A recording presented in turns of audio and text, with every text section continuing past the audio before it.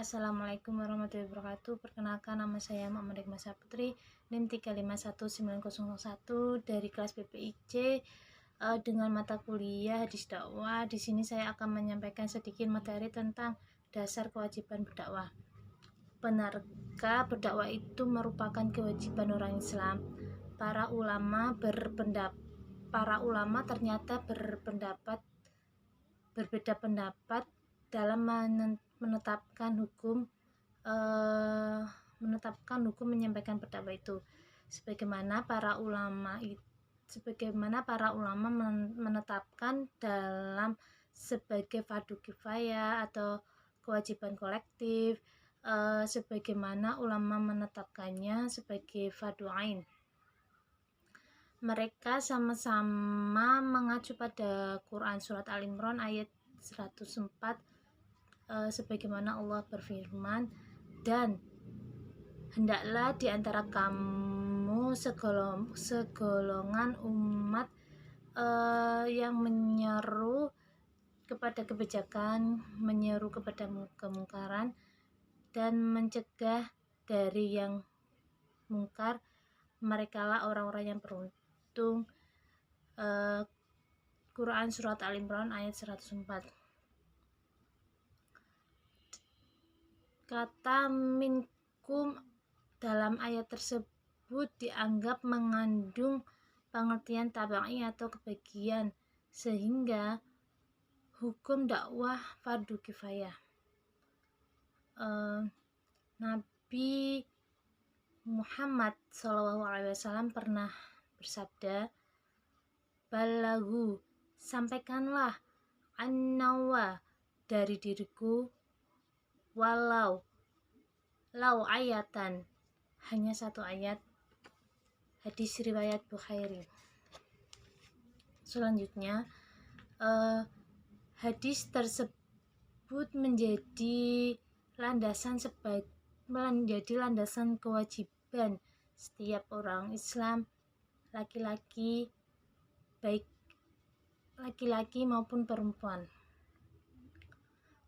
untuk berdakwah. Tidak ada alasan untuk menunaikan kewajiban berdakwah.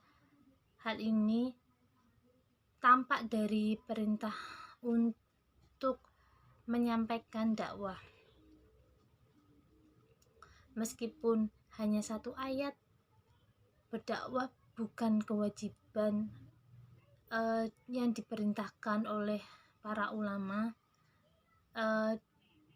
kiai, atau orang siapapun. Akan tetapi merupakan perintah dari Allah dan diutus kepada Nabi Muhammad SAW secara langsung kepada setiap individu muslim. Dakwah ini bertujuan mewujudkan kebahagiaan dan kesejahteraan hidup di dunia dan di akhirat yang diridhoi oleh Allah SWT. Kewajiban berdakwah itu sifatnya sangatlah fleksibel.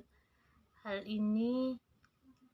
itu karena tuntutan pelaksanaan dakwah tidak ditujukan kepada satu komunitas saja,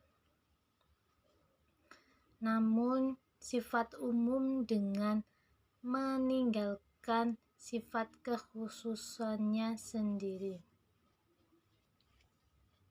Untuk menciptakan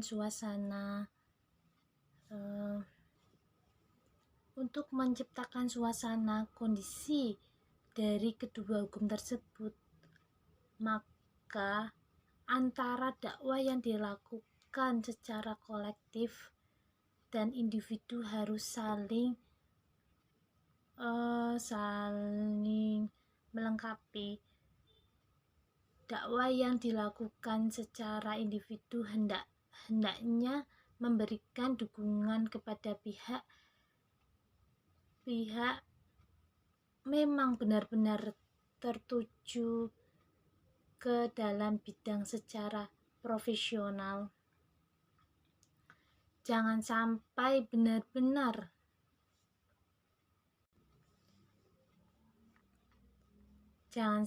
karena adanya dua bentuk hukum berdakwah ini menjadikan umat Islam terpecah belah, apalagi sampai tidak peduli dan mereka tidak merasa